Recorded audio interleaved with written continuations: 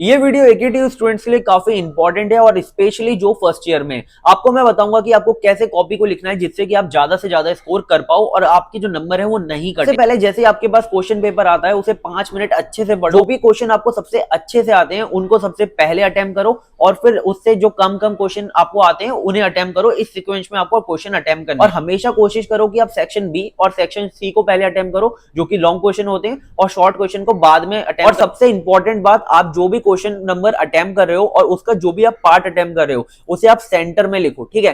क्योंकि बहुत सारे स्टूडेंट साइड में लिख देते हैं और एकेटीयू की जो कॉपी है वो हमारी स्कैन होती है तो साइड वाला पार्ट कभी कभी स्कैन होने से रह जाता है। बहुत सारे स्टूडेंट्स ये मेंशन नहीं करते कि वो कौन सा पार्ट अटेम्प्ट कर रहे हैं, बस क्वेश्चन नंबर मेंशन कर देते हैं। तो आपको पार्ट और क्वेश्चन नंबर दोनों मेंशन करना है। एकेटीयू की कॉपी में आपको हमेशा क्वेश्चन ब्लैक पेन से, हेडिंग ब्लैक पेन से और जो आंसर है आपका ब्लू पेन से लिखना है। और कभी भी उसमें पेंसिल यूज नहीं करनी है, चाहे वो डायग्राम हो या कुछ भी हो, पेंसिल यूज मत करना। क्योंकि आप जैसे ही पेंसिल यूज करते हो जब आपकी कॉपी स्कैन होती है वो उसके अंदर नहीं दिखती है अच्छे से। जब भी आप अपना आंसर लिख रहे हो उसमें कभी भी शॉर्ट फॉर्म का यूज मत करो, जैसे कि B/W लिख के आप बिटवीन लिख देते हो, ऐसे आप अपने नोट्स में लिखते हो, आपको उसकी आदत हो जाती है बट आपको कॉपी में नहीं। न्यूमेरिकल्स को करते समय हमेशा याद रखो कि आपको स्टेप बाय न्यूमेरिकल करना है, फॉर्मूलेस को, अपने आंसर्स को काफी अच्छे से हाईलाइट करके आना है। ज्यादा से ज्यादा डायग्राम बनाने की कोशिश करो आंसर में और कोशिश करो कि आप टेबल फॉर्मेट में हमेशा डिफरेंस को अटेम्प्ट करके आओ। अगर आपका कोई लॉन्ग क्वेश्चन थ्योरी एकदम कोई डेरिवेशन या न्यूमेरिकल नहीं है तो आपको उसे 3 से 4 पेज में अटेम्प्ट करना है और कोशिश करो आंसर को आप पॉइंट वाइज लिख कर आओ।